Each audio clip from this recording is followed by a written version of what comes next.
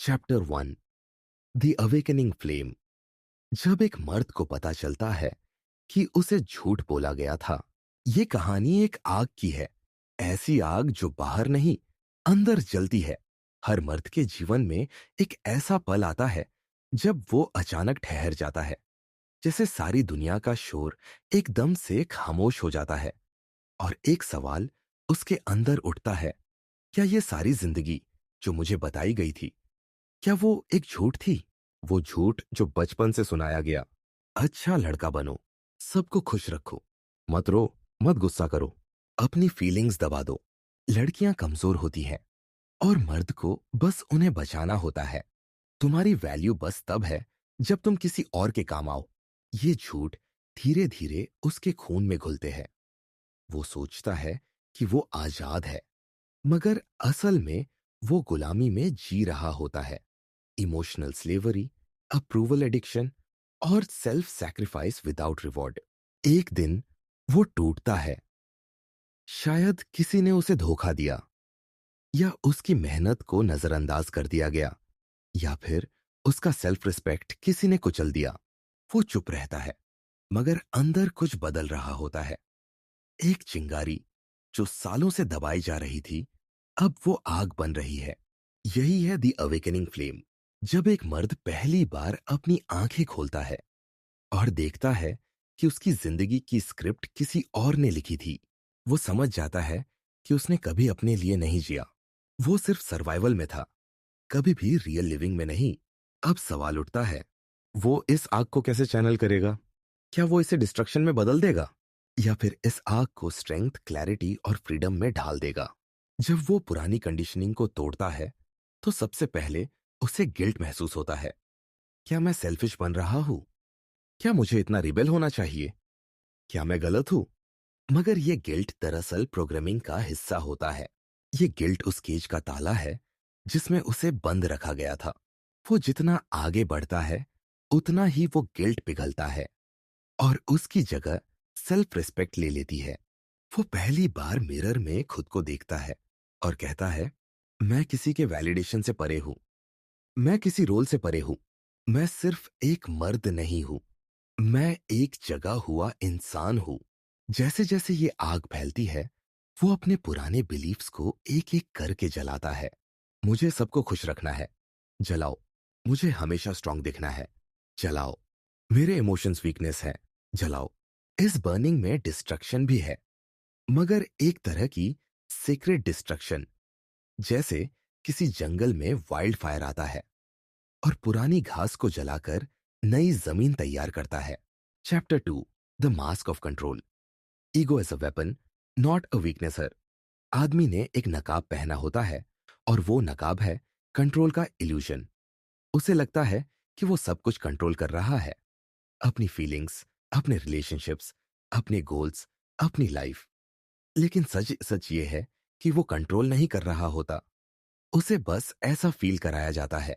हमारे अंदर जो ईगो है, उसे सोसाइटी ने हमेशा एक वीकनेस की तरह प्रेजेंट किया। ईगो मत रखो, ईगो छोड़ दो, ईगो से नुकसान होता है।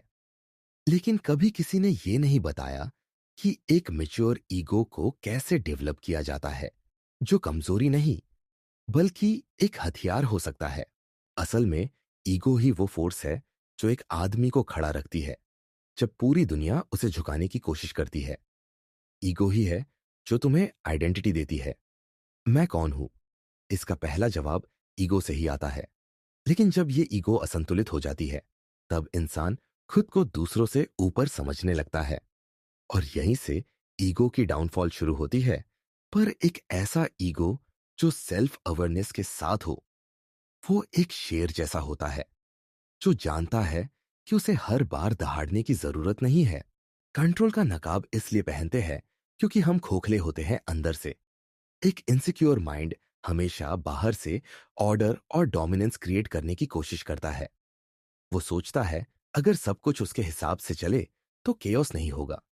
लेकिन असली ताकत तो उस आदमी में है जो केओस के बीच काल्म रह सके, न कि उस आदमी में जो हर चीज पर अपना कंट्रोल थोपना चाहता है। जब एक लड़का बड़ा होता है, तो उसे सिखाया जाता है कि इमोशंस कमजोरी है, रो मत, लड़कों को दर्द नहीं होता, मर्द बनो। ये सब बातें ईगो की एक नकली परत बनाती है। और फिर धीरे धीरे वो लड़का खुद को दूसरों से काटने लगता है। वो वल्नरेबल नहीं होना चाहता, क्योंकि उसे लगता है कि वल्नरेबिलिटी को लोग वीकनेस समझेंगे। लेकिन उसे ये नहीं सिखाया जाता कि कंट्रोल्ड वल्नरेबिलिटी ही तो असली स्ट्रेंथ है। ईगो को वेपन बनाना है तो सबसे पहले उसे टेम करना होगा। जैसे एक वाइल्ड हॉर्स को ट्रेन्ड हॉर्स बनाया जाता है। ईगो को अपनी आइडेंटिटी डिफाइन करने दो, लेकिन उसे दूसरों को क्रश करने का टूल मत बनने दो। पावरफुल ईगो वो होती है जो खुद को किसी के सामने छोटा महसूस नहीं करती, लेकिन दूसरों को खुद से छोटा दिखाने की भी जरूरत नहीं समझती। असली कंट्रोल अंदर होता है, अपने थॉट्स पर, अपनी रिएक्शंस पर, अपने फियर्स पर। अगर तुम हर बात पर ट्रिगर हो जाते हो, हर इंसल्ट पर रिएक्ट करते हो, हर हार को ईगो पर ले लेते हो, तो समझो कंट्रोल तुम नहीं, तुम्हारे अंदर की इनसिक्योरिटी कर रही है। जब तुम्हें कोई रिजेक्ट करता है, चाहे वो प्यार में हो या सोसाइटी में, तो ईगो टूटती है। लेकिन अगर तुम्हारा ईगो मैच्योर है, तो तुम रिजेक्शन को इंसल्ट की तरह नहीं, एक लेसन की तरह लोगे। तुम पूछोगे क्यों हुआ ऐसा, और फिर खुद को बेहतर बनाओगे। यही ईगो को वेपन बनाना है। हर आदमी के अंदर दो ईगो चलते हैं। एक इमेच्योर ईगो जो हर समय वैलिडेशन चाहता है, और एक वॉरियर ईगो जो खुद की नजरों में सच्चा बनना चाहता है। तुम्हें डिसाइड करना है कि किसे पावर दोगे। इमेच्योर ईगो कहेगा तू सबसे ऊपर है, सब तेरे नीचे है। वॉरियर ईगो कहेगा तू खुद को हर दिन इवॉल्व कर, किसी से कंपेयर करने की जरूरत नहीं है। Chapter 3, forged in solitude. Why isolation creates power, not pain. तू अकेला है, पर तू टूटा नहीं। इस दुनिया ने तुझसे कहा कि अकेलापन एक सज्जा है, कि तुझे किसी की जरूरत है, कि तू अधूरा है जब तक कोई तुझे अपनाए नहीं।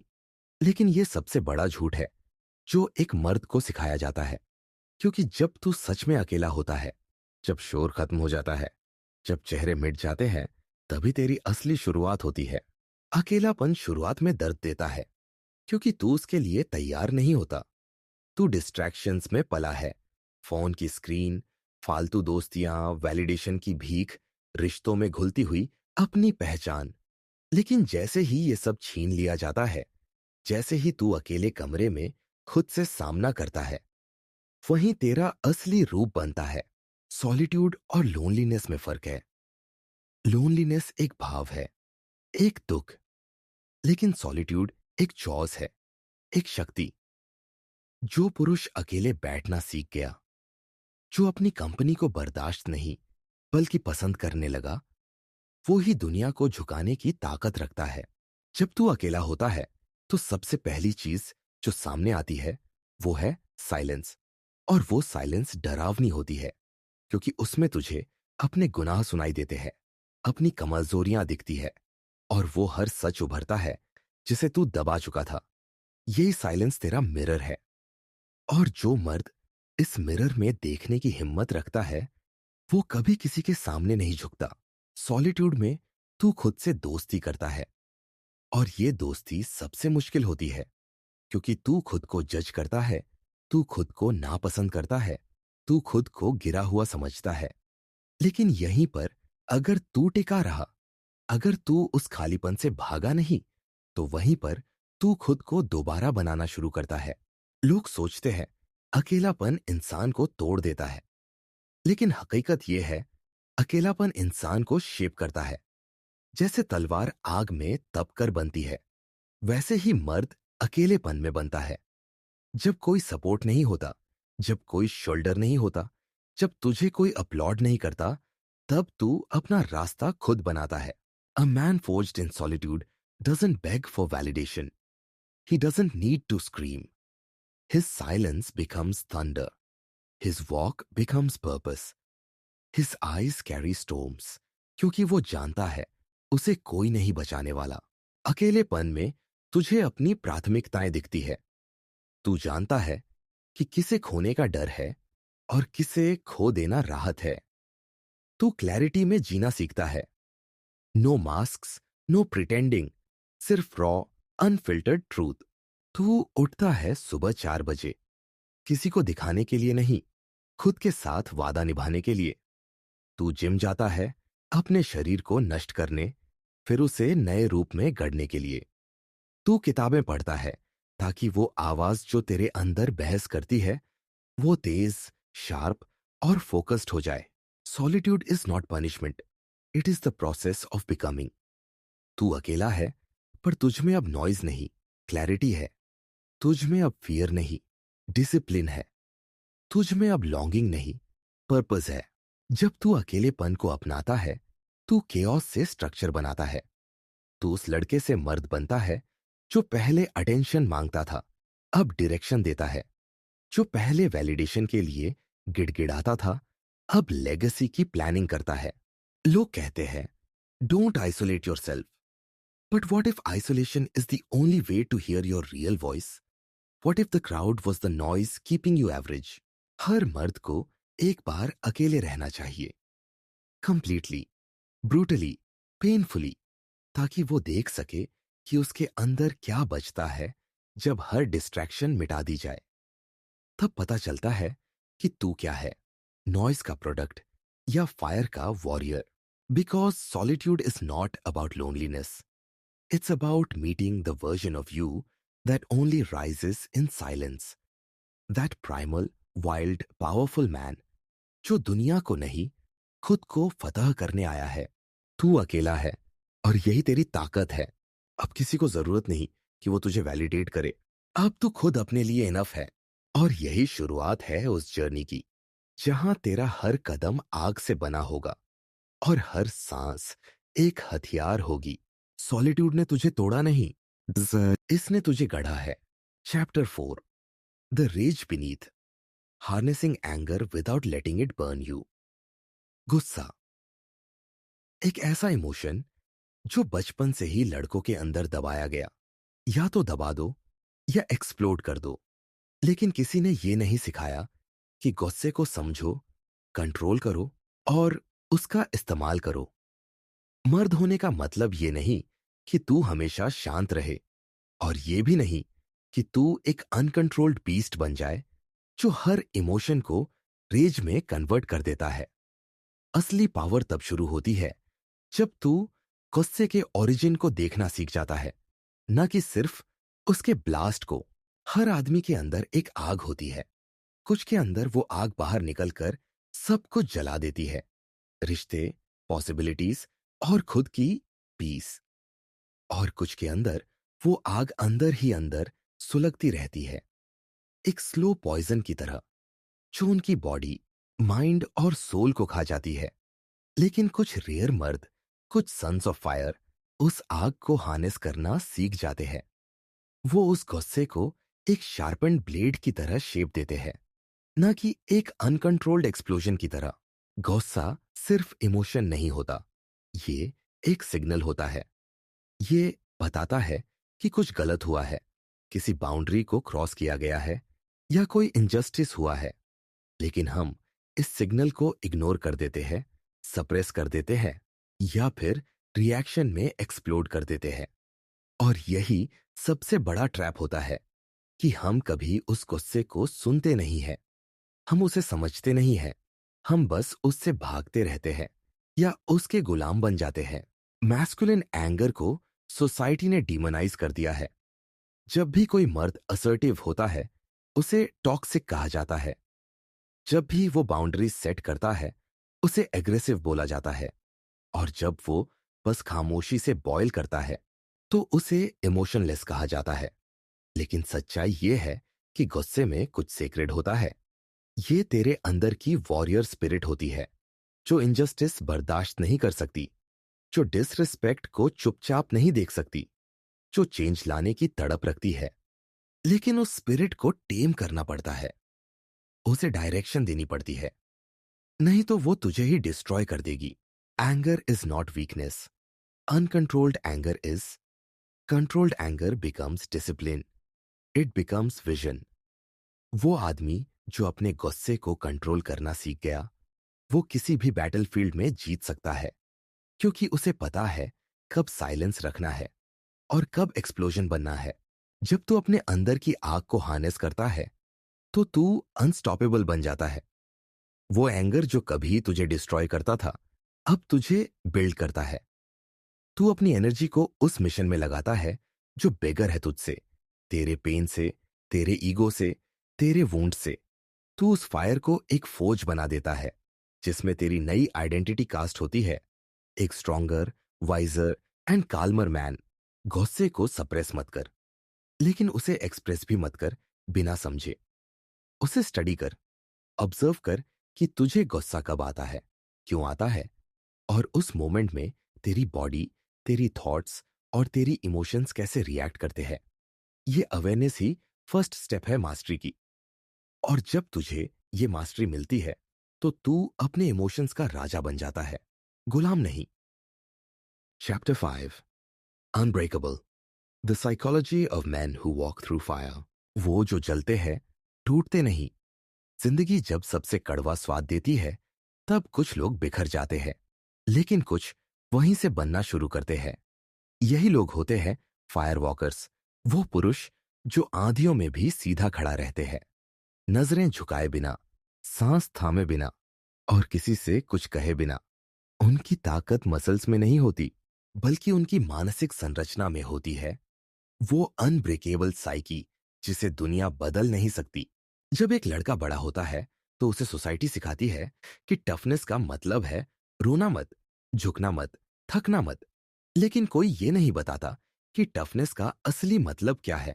रिजिलियंस, हर इंसल्ट, हर रिजेक्शन, हर फेलियर को भीतर अब्सॉर्ब करना और फिर भी मुस्कुराना, हर बार गिरकर फिर से उठना, जैसे जमीन ने उसे सिर्फ लॉन्च करने के लिए नीचे खींचा था। अनब्रेकेबल बनने की साइकोलॉजी कोई ओवरनाइट मिरेकल नहीं है। ये पेन की लैबोरेटरी में इवॉल्व होती है। जब कोई तुम्हारा दिल तोड़ता है, जब तुम्हारा भरोसा धोखा बन जाता है, जब तुम्हारे सपने हंसी का सब्जेक्ट बन जाते हैं, वहीं से ये प्रोसेस शुरू होती है।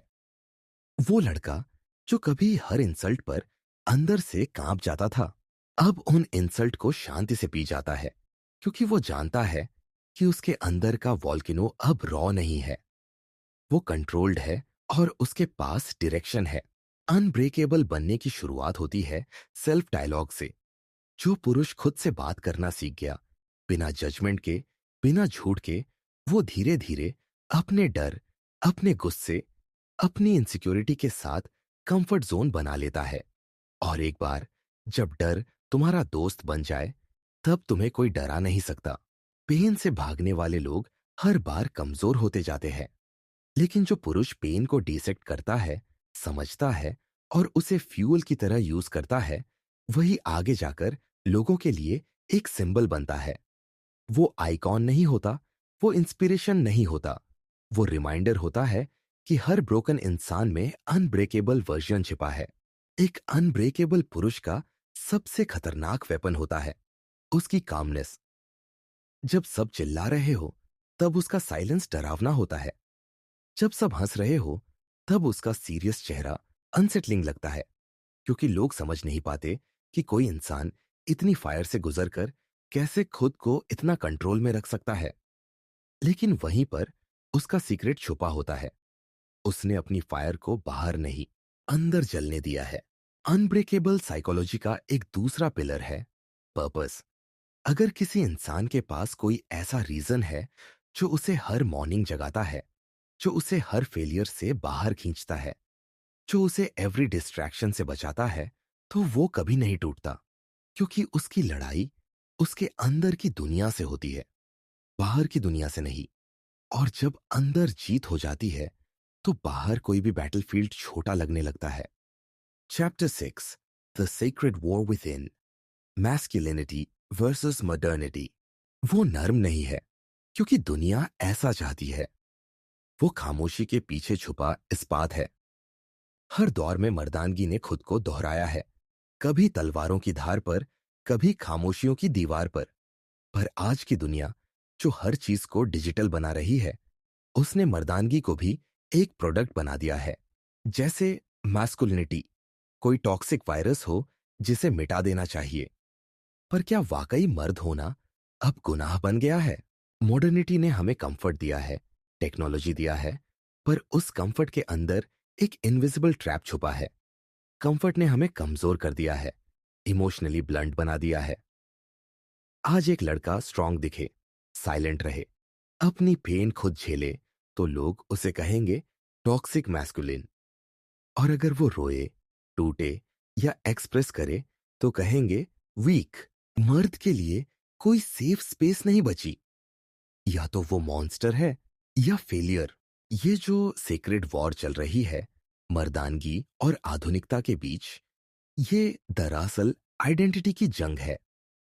पुरानी दुनिया कहती थी बी अ मैन, आज की दुनिया कहती है why be a man at all. और इस सवाल ने हर उस लड़के को तोड़ना शुरू कर दिया है जो अपने अंदर कोई मीनिंग ढूंढ रहा है। मर्दानगी कोई गाली नहीं है, ये एक प्राइमल एनर्जी है जो प्रोटेक्ट करती है, बिल्ड करती है, लीड करती है। मैस्कुलिनिटी का मतलब सिर्फ पावर नहीं है, वो रिस्पॉन्सिबिलिटी भी है, सैक्रिफाइस भी है। पर मॉडर्न कल्चर ने इस एनर्जी को डीमोनाइज कर दिया है, सिर्फ एक्सट्रीम केसेस दिखाकर। जैसे कोई भी स्ट्रेंथ ऑटोमेटिकली वायलेंस हो, कोई भी कॉन्फिडेंस एरोगेंस हो, कोई भी साइलेंस टॉक्सिसिटी हो। पर हर मर्द जानता है वो चुप इसीलिए है क्योंकि उसकी लड़ाई बाहर नहीं, अंदर चल रही है। उसके अंदर दो आवाजें हैं। एक कहती है कंफॉर्म कर, सोसाइटी को प्लीज कर, सॉफ्ट बन जा, इमोशंस दिखा। दूसरी कहती है स्टैंड अलोन, तू खुद वॉरियर है, तेरे दर्द ही तेरा आर्मर है। और ये दोनों आवाजें एक दूसरे को काटती है, हर दिन, हर डिसीजन में। मर्द अब कंफ्यूज्ड है।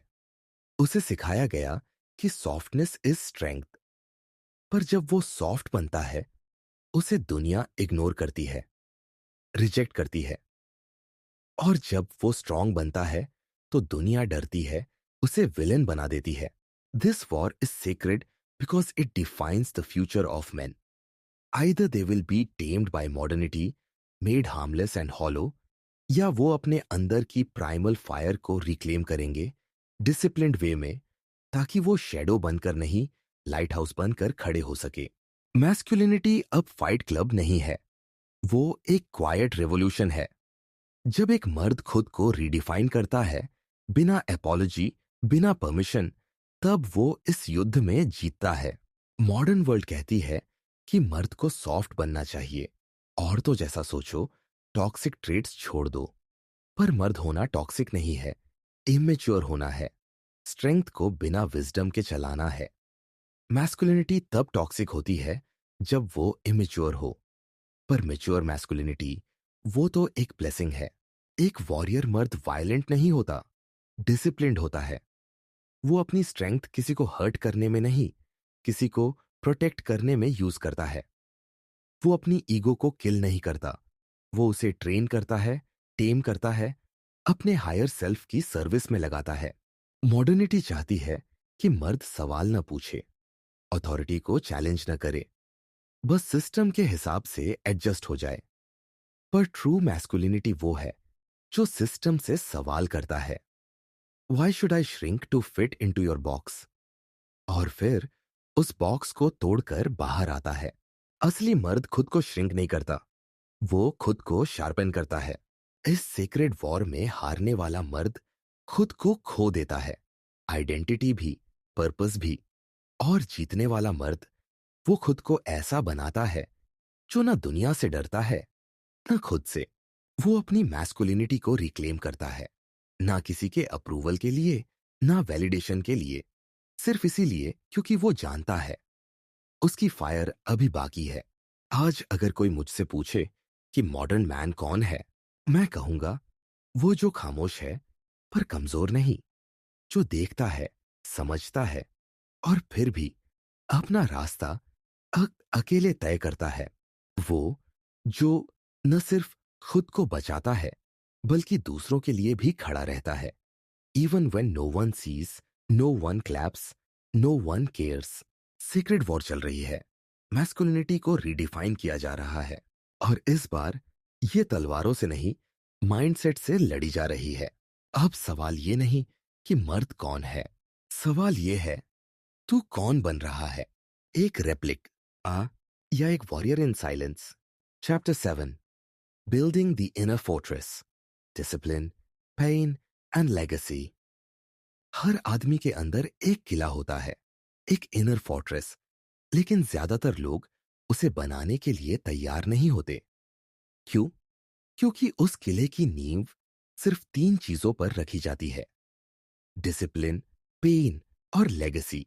आज का मॉडर्न वर्ल्ड एक ऐसे सर्कस जैसा है जहां मर्दों को बताया जाता है कि आसान जिंदगी सबसे बेहतर जिंदगी है। नेटफ्लिक्स देखो, गेम खेलो, स्क्रॉल करते रहो, तुम डिजर्व करते हो आराम, ये कहा जाता है। लेकिन सच ये है कि कंफर्ट स्लोली तुम्हें हॉलो बनाता है। और जब जिंदगी सच में आग बनकर तुम्हारे सामने आती है, तब तुम लड़ नहीं सकते, क्योंकि अंदर कोई दीवार ही नहीं बची होती। डिसिप्लिन वो चीज है जो मर्द को बीस्ट बनाती है। अर्ली मॉर्निंग उठना, खाना खुद बनाना, रोज कुछ नया सीखना, डिस्ट्रैक्शंस को इग्नोर करना, ये सब छोटे डिसीजंस लगते हैं, लेकिन ये ही ब्रिक्स होते हैं तुम्हारे इनर फोर्ट्रेस के।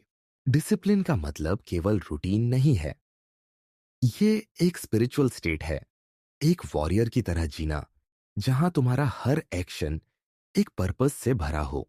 दर्द, पेन दूसरा स्टोन है इस किले का। लेकिन ये वो पेन नहीं है जो तुम्हें तोड़ दे, ये वो पेन है जो तुम्हें शेप करता है। जैसे लोहे को आग में तपाया जाता है, वैसे ही एक मर्द पेन से गुजरकर स्टील बनता है। ब्रेकअप हुआ, यूज इट। फेलियर मिला, कन्वर्ट इट। इग्नोर किया गया, अपग्रेड योर सेल्फ। क्योंकि पेन एक कोड है, अगर तुम उसे समझ गए तो वो तुम्हें तोड़ता नहीं, इवॉल्व करता है। डिसिप्लिन और पेन अकेले स्ट्रांग बना सकते हैं, लेकिन सिर्फ लेगेसी ही तुम्हें अमर बनाती है। लेगेसी का मतलब केवल पैसा या नाम नहीं होता। लेगेसी वो तरीका है जिससे तुम दुनिया को बताते हो कि मैं जिंदा था और मैंने कुछ छोड़ा है। एक बेटा जो अपने बाप से बेहतर बनता है, वो लेगेसी है। एक टीचर जो अपने स्टूडेंट्स को सोचने की आजादी देता है, वो लेगेसी है। एक क्रिएटर जो अंधेरे में मीनिंग ढूंढता है और दूसरों को रोशनी देता है, वो लेगेसी है। लेगेसी तुमसे मांग करती है कि तुम शॉर्ट टर्म प्लेजर को सैक्रिफाइस करो, कि तुम एक ऐसे सिस्टम से लड़ो जो तुम्हें कमजोर बनाना चाहता है। अपने अंदर का किला बनाना आसान नहीं है। तुम्हें लोगों से सुनना पड़ेगा, तू तो बोरिंग हो गया, तू क्यों इतना सीरियस रहता है, थोड़ा चिल कर ले। लेकिन वही लोग बाद में पूछते हैं, तू ये सब कैसे करता है। एक इनर फोर्ट्रेस बनाने का मतलब है अकेले डिसीजंस लेना, अकेले लड़ना, अकेले उठना और फिर भी अकेले ना गिरना। Because the fortress doesn't protect you from the world, it protects you from your own weakness. एक दिन जब जिंदगी तुम्हें घेर लेगी और सब चीजें तुम्हारे खिलाफ होंगी, तुम्हारा कॉन्फिडेंस नहीं, तुम्हारा पैसा नहीं, तुम्हारे दोस्त नहीं, सिर्फ तुम्हारा इनर फोर्ट्रेस तुम्हारे साथ खड़ा रहेगा। डिसिप्लिन, पेन और लेगेसी, ये 3 शब्द नहीं है, ये 3 दरवाजे हैं उस मर्दानगी के जो आज के समय में खो गई है। इसलिए रोज खुद से पूछो, क्या आज मैंने उस किले की एक ब्रिक और जोड़ी? क्या आज मैं अपने कंफर्ट जोन से बाहर निकला? क्या आज मैंने कुछ ऐसा किया जिससे कल मेरा नाम लिया जाए? तुम्हारी स्टोरी तभी शुरू होती है जब तुम उस कंफर्ट से बाहर निकलते हो जो तुम्हें मार रही है, और उस दिन से तुम एक मैन नहीं, एक फोर्ट्रेस हो। Chapter 8, the Lions silence, why man must speak less and do more. शेर कभी जंगल में दहाड़ता नहीं जब तक जरूरत ना हो। उसकी खामोशी ही उसका सबसे बड़ा खतरा होती है। मर्दों के लिए भी साइलेंस कोई वीकनेस नहीं होती, ये एक स्ट्रेटेजी है। आज के दौर में जहां हर कोई बोल रहा है, चिल्ला रहा है, खुद को साबित कर रहा है, वहां एक आदमी जो खामोश है लेकिन काम कर रहा है, वही सबसे पावरफुल बनता है। एक सच्चा मर्द अपनी एनर्जी को बोलने में नहीं, करने में लगाता है। वो अपने इमोशंस को डिस्प्ले नहीं करता हर किसी के सामने, क्योंकि उसे पता है emotions aren't entertainment, they're sacred. और सेक्रेड चीजें हर किसी को नहीं दिखाई जाती। सोसाइटी आज मर्दों से कहती है कि express yourself, talk more, share your feelings. लेकिन ये हमेशा हेल्पफुल नहीं होता, क्योंकि हर इमोशन को बाहर निकालना मैच्योरिटी नहीं होती। कई बार उसे कंटेन करना, उसे शेप देना, उसे कंट्रोल करना ही असली ताकत होती है। The lion doesn't announce the hunt. वो साइलेंटली प्लान करता है, पेशेंटली वेट करता है और एकदम प्रिसाइज मोमेंट पर स्ट्राइक करता है। यही साइलेंस की फिलॉसफी है। नॉइज में ग्रेटनेस नहीं होती, क्लैरिटी, फोकस और टाइमिंग में होती है। एक इमेच्योर मैन अपनी वैल्यू शब्दों से साबित करता है, लेकिन एक इवॉल्व्ड मैन एक्शन से। वो जानता है कि हर शब्द एक बाण की तरह होता है और वो हर समय बाण नहीं चलाता। He speaks when it matters and when he speaks the world lessons. मर्द जो हर चीज का रिएक्शन तुरंत देता है, हर इंसल्ट पर रिस्पॉन्ड करता है, हर अटैक का जवाब देता है, वो अनस्टेबल होता है। लेकिन जो खामोशी से एब्जॉर्ब करता है, एनालाइज करता है और फिर काल्मली डील करता है, वो अनस्टॉपेबल होता है। द वर्ल्ड रिस्पेक्ट्स काम कॉन्फिडेंस, नॉट लाउड एरोगेंस। एक आदमी की ताकत उसकी आवाज में नहीं, उसके वाइब में होती है। एक ऐसा वाइब जो कहे बिना कह देता है, I don't need to prove anything to you. Silence doesn't mean suppression, it means transformation. जब तुम अपनी एनर्जी को फाइट, आर्ग्यूमेंट्स और अननेसेसरी कॉन्वर्सेशंस में वेस्ट नहीं करते, तो वही एनर्जी तुम्हें स्ट्रॉन्गर, शार्पर और डीपर बनाती है। आज के मॉडर्न ईरा में ओवर एक्सप्रेशन एक डिजीज बन चुका है।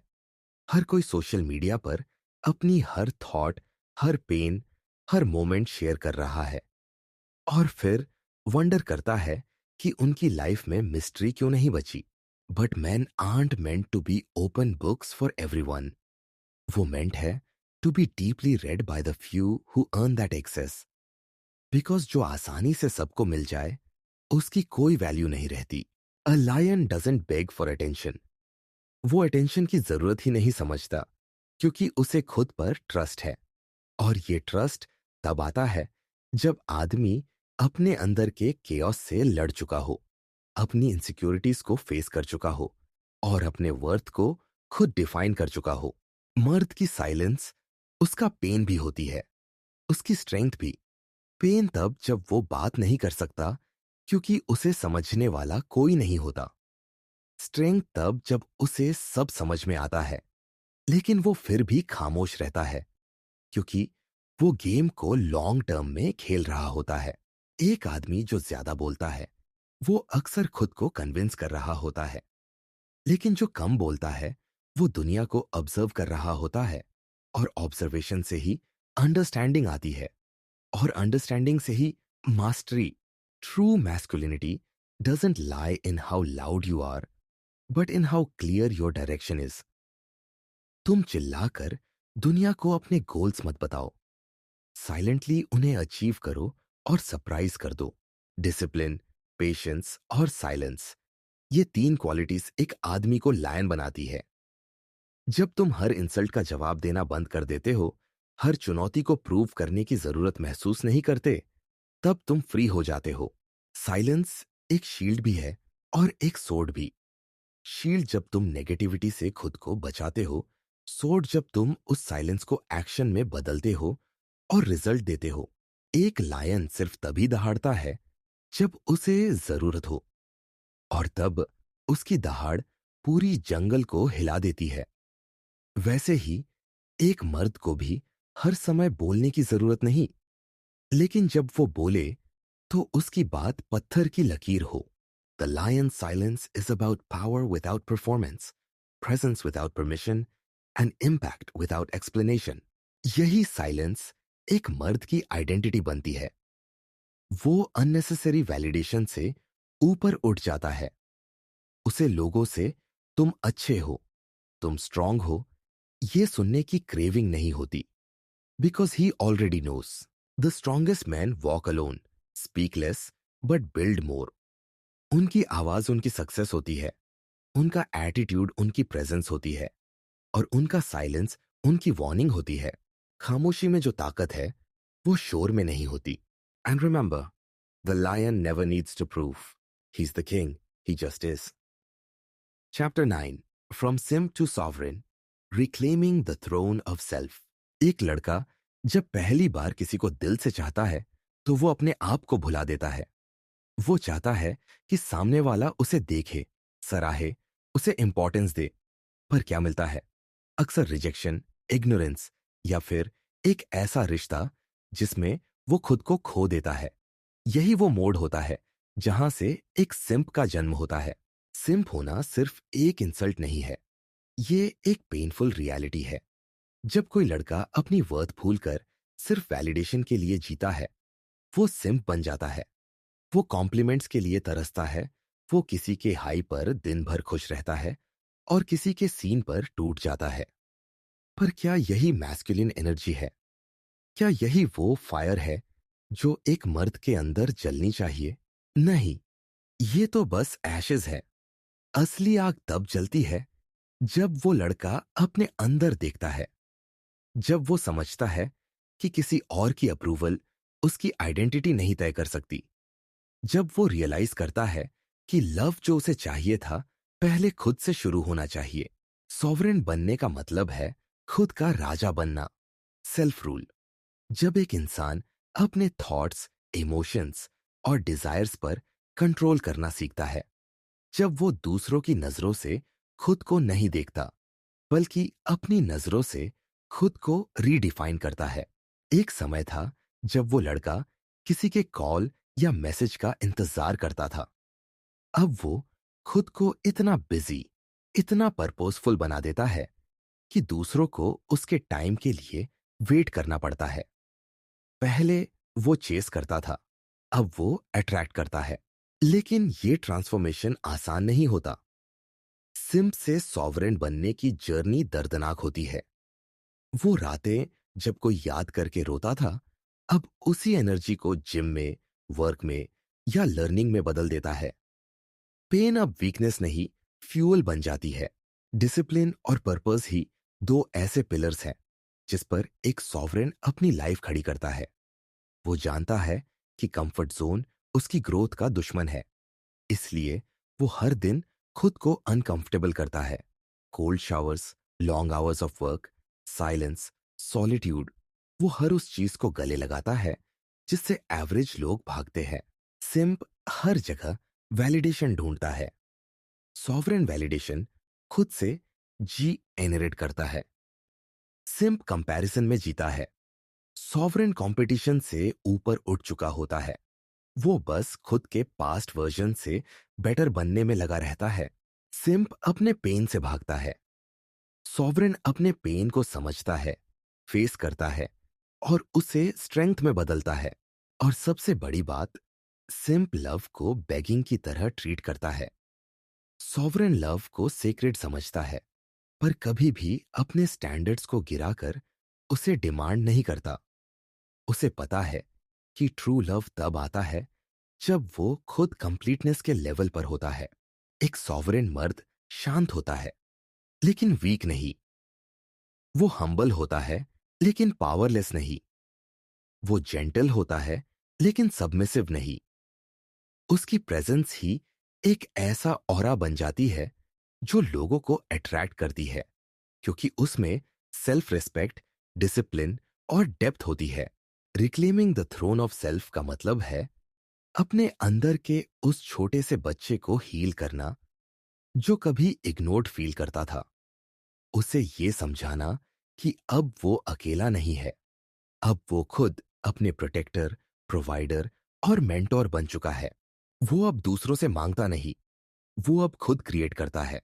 वो अब खुद को किसी रिलेशन के जरिए प्रूव नहीं करता, वो अपने मिशन के जरिए दुनिया में इम्पैक्ट करता है। और जब वो पूरी तरह सॉवरेन बन जाता है, तब अगर कोई प्यार आता भी है तो वो उसकी कंप्लीटनेस में ऐड करता है, उसे हॉलो करने नहीं आता। एक लड़का जब ये रियलाइज करता है कि वो थ्रोन जिसके लिए वो दूसरों को इम्प्रेस कर रहा था, वो हमेशा से उसी का था, तभी उसकी असली अवेकनिंग होती है। उस दिन वो सिंप नहीं रहता, वो सॉवरेन बन जाता है। वो अब अपने लाइफ का राजा होता है, काम, collected, dangerous, but in control. उसकी दुनिया अब वैलिडेशन की भीख नहीं मांगती, वो अपनी लेगेसी बना रहा होता है, पेन से निकला हुआ, पर्पस से ड्रिवन और इनर फायर से जलता हुआ। एक ऐसा मर्द जो अब किसी के प्यार के लिए नहीं, अपनी ग्रेटनेस के लिए जी रहा होता है। फ्रॉम सिंप टू सॉवरेन, यही वो आग है जो हर मर्द के अंदर जलनी चाहिए। Chapter 10, dark mirror, confronting the weakness. You've hidden for years। हर इंसान के अंदर एक आईना होता है, एक ऐसा मिरर जो दिखाता है कि हम सच में कौन है। लेकिन ये आईना बाहर नहीं, अंदर होता है। और सबसे ज्यादा डर इसी से लगता है। हम दूसरों को फेस करना सीख जाते हैं, सोसाइटी को इम्प्रेस करना सीख जाते हैं, लेकिन जब खुद से सामना होता है, साइलेंस में, अकेलेपन में, तब जो ट्रूथ सामने आता है वो कई बार अनबेरेबल लगता है। वीकनेस कोई ऐसी चीज नहीं है जो बाहर से आती है। ये वो पैटर्न्स हैं जो हमने बचपन से डेवलप किए, वो इनसिक्योरिटीज जो हमने कभी एडमिट नहीं की, वो फियर्स जो हमने दबा दिए ताकि हम स्ट्रांग दिख सके। लेकिन ये सब मिटते नहीं, ये बस छुप जाते हैं। और फिर किसी न किसी मोड पर, किसी इमोशनल मोमेंट में, किसी रिजेक्शन या फेलियर के बाद ये सब सामने आ जाते हैं, एक डार्क मिरर बनकर। इस मिरर में जो दिखता है वो एक शैटर्ड सेल्फ होता है, डरपोक, अधूरा, वैलिडेशन के लिए तरसता हुआ और दूसरों की नजरों में परफेक्ट बनने की कोशिश करता हुआ। यही वो पल होता है जहां एक लड़का डिसाइड करता है कि वो सच में बड़ा बनना चाहता है या बस दिखावा करना चाहता है। इस आईने को फेस करना आसान नहीं होता, क्योंकि इसमें सिर्फ तुम्हारी हार नहीं दिखती, तुम्हारी खुद की बेवफाई दिखती है। तुमने खुद को कब कब छोड़ा, कब अपने प्रिंसिपल से समझौता किया, कब न नहीं कह पाए, कब अप्रूवल के लिए अपनी वैल्यू कम कर दी। ये सब सामने आता है। असली मैस्कुलिनिटी का बर्थ यहीं से होता है, जब एक आदमी अपने अंदर के उस कमजोर लड़के को देखता है और उसे रिजेक्ट नहीं करता, उसे गिल्ट से नहीं देखता, बल्कि उसे समझता है। क्योंकि वो वीकनेस तुम्हारा दुश्मन नहीं है, वो तुम्हारा टीचर है। जिस दिन तुमने उस डार्क मिरर को देखा और कहा, yes I was weak, yes I was scared, but I am still here and I will rise, उसी दिन ट्रांसफॉर्मेशन शुरू होती है। ग्रोथ का path begins not with fake confidence, but with radical honesty. Weakness से लड़ने की नहीं, उसे इंटीग्रेट करने की जरूरत है। शैडो को समझो, उसे बाहर निकालो और उसे उस एनर्जी में बदलो जो तुम्हें अनस्टॉपेबल बना दे। जुंग ने कहा था, until you make the unconscious conscious, it will direct your life and you will call it fate. हम अपनी वीकनेस को छुपा के रखते हैं क्योंकि हम सोचते हैं कि लोग जज करेंगे। लेकिन सच तो यह है कि सबसे खतरनाक जजमेंट हमारी खुद की होती है। हम खुद को सबसे ज्यादा टॉर्चर करते हैं। और जब हम अपनी वीकनेस एक्सेप्ट नहीं करते, तब हम दूसरों से लड़ाई करते हैं, खुद से नहीं। जब एक आदमी खुद के अंदर झांकता है और देखता है कि उसने कहां कहां प्रिटेंड किया, कहां डर के डिसीजंस लिए, कहां अपनी मैस्कुलिनिटी को सप्रेस किया, तभी वो अपने अंदर क्लैरिटी लाता है। और क्लैरिटी के साथ आती है ट्रू पावर, ऐसी पावर जो शांत होती है, रूटेड होती है। डार्क मिरर दिखाता है कि तुमने अपनी जिंदगी में कितनी बार शॉर्टकट्स लिए, कितनी बार कंफर्ट जोन में रहे, कितनी बार खुद को प्रूव करने की कोशिश की उन लोगों के सामने जिनका कोई मीनिंग ही नहीं था। ये मिरर तुमसे सवाल करता है, क्या तुम सच में खुद को जानते हो या बस उस वर्जन को कैरी कर रहे हो जो दुनिया ने तुम पर थोप दिया? जब तुम अपने आप को बिना मास्क के देखते हो, ना कोई फसाड, ना कोई ईगो, तभी तुम अपने असली पोटेंशियल को एक्सेस कर सकते हो। तब तुम खुद से कह सकते हो, हां, मैं फ्लॉड हूं, लेकिन मैं रियल हूं। और यही रियलनेस तुम्हारी स्ट्रेंथ बन जाती है। Because fake confidence will break under pressure, but real self awareness becomes unbreakable. Mirror से डरना बंद करो, उसका सामना करो। रोना है तो रो लो, चिल्लाना है तो चिल्ला लो, लेकिन छुपना मत, क्योंकि जितना तुम उस डार्क मिरर से भागोगे, उतनी ही तुम्हारी वीकनेस तुम्हें कंट्रोल करेगी। लेकिन जिस दिन तुम उसे देख लोगे, समझ लोगे और फिर भी आगे बढ़ोगे, तुम अनकॉन्करेबल बन जाओगे। क्योंकि दुनिया तुम्हें तब तक हराएगी जब तक तुम खुद के अंदर के उस डर को हराना नहीं सीखते। The real battle is not outside, it's with in.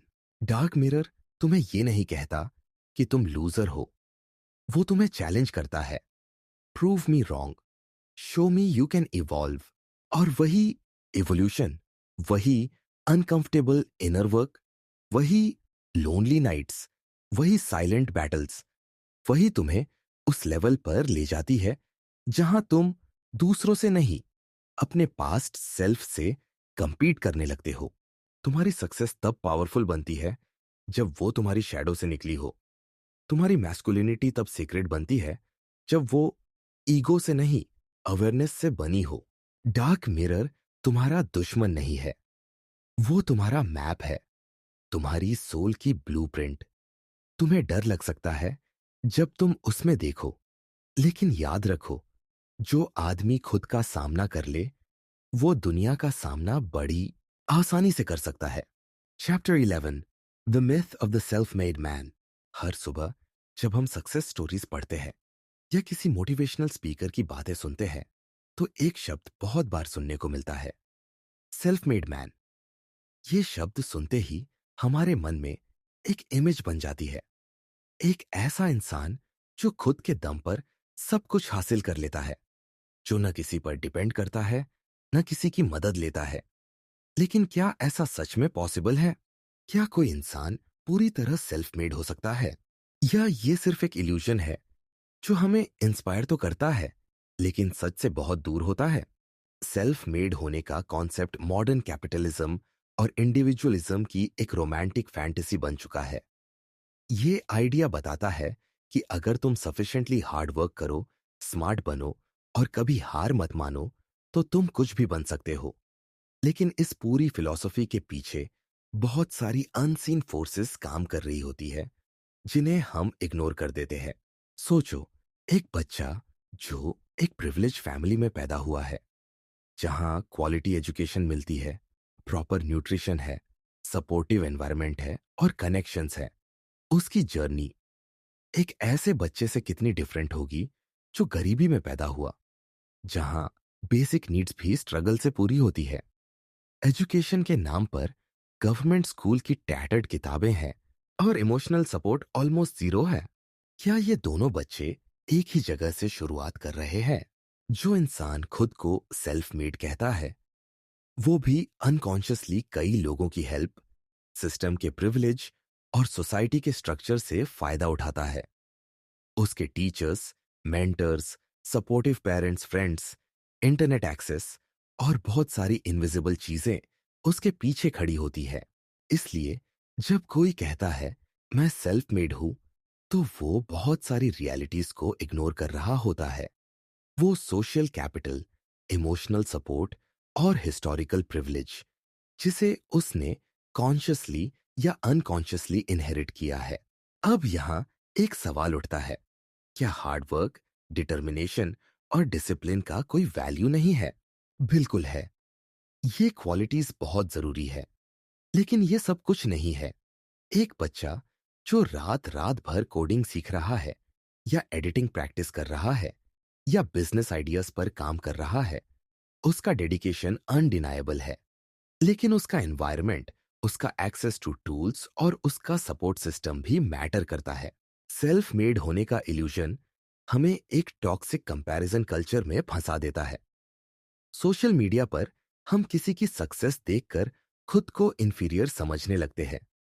हमें लगता है कि अगर वो कर सकता है तो मैं क्यों नहीं। लेकिन हम ये भूल जाते हैं कि हम सब की स्टार्टिंग पॉइंट अलग होती है। कुछ लोग रेस के स्टार्टिंग लाइन से दौड़ते हैं, तो कुछ लोग पीछे एक गड्ढे से निकलकर दौड़ते हैं। ये इल्यूजन हमें एम्पैथी से भी दूर कर देता है।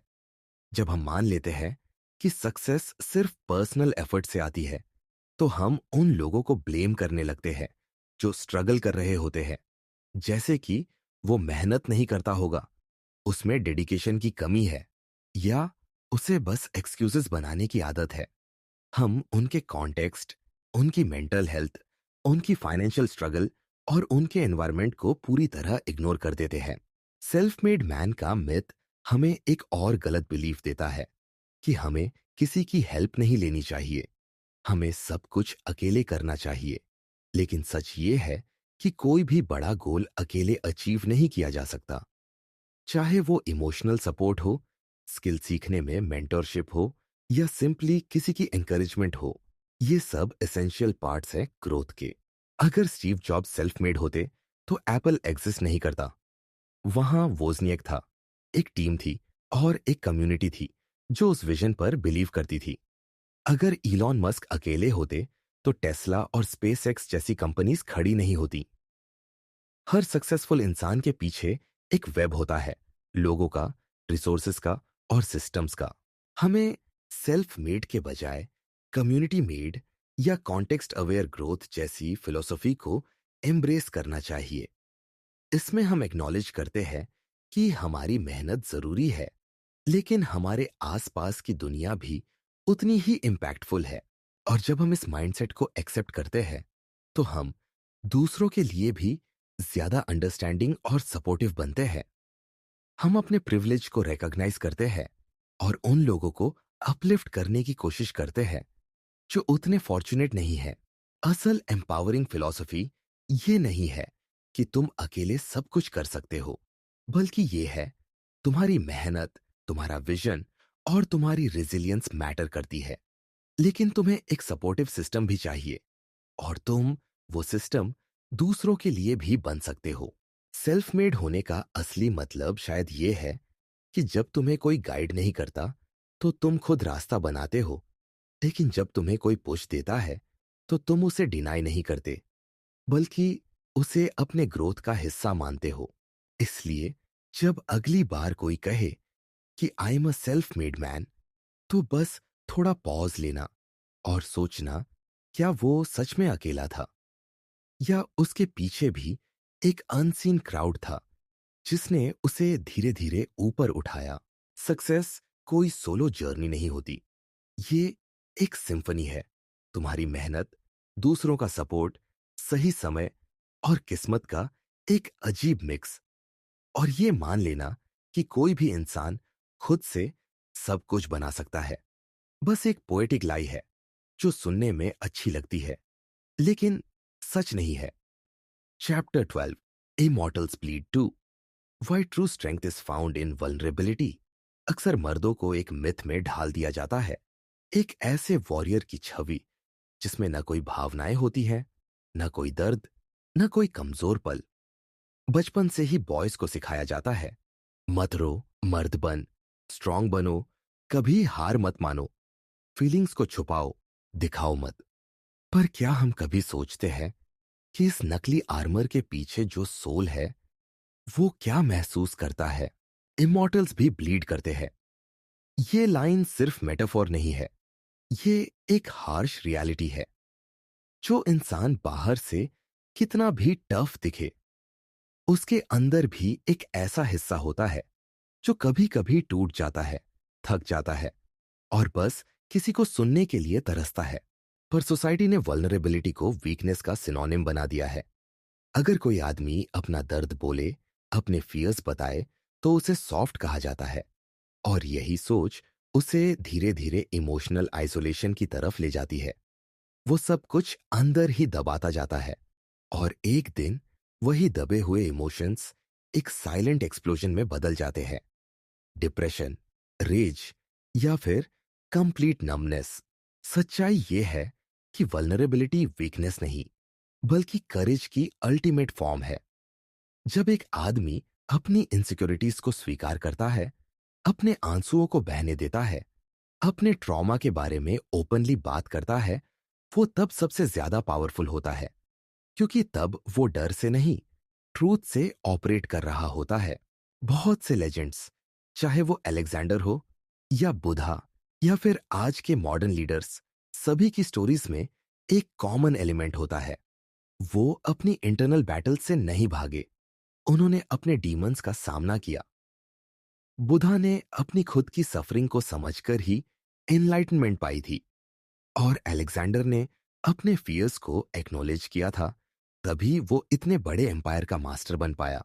स्ट्रेंथ का मतलब सिर्फ मसल्स या माइंड कंट्रोल नहीं होता। असली स्ट्रेंथ तब होती है जब तुम अपने अंदर के शैटर्ड पीसेस को उठाकर उन्हें फिर से असेंबल करते हो, not as the same man, but as a wiser, deeper and more conscious version of yourself. एक आदमी जो खुद को इमोशनली खुला रखता है, वो दूसरों से डीप कनेक्शंस बना पाता है। वो एक बेटर पार्टनर बनता है, एक बेटर फादर और एक ज्यादा ग्राउंडेड लीडर, क्योंकि उसके डिसीजंस फियर या ईगो से नहीं, एम्पथी और अवेयरनेस से निकलते हैं। इमेजिन करो एक वॉरियर को जो बैटलफील्ड में लड़ते लड़ते घायल हो जाता है।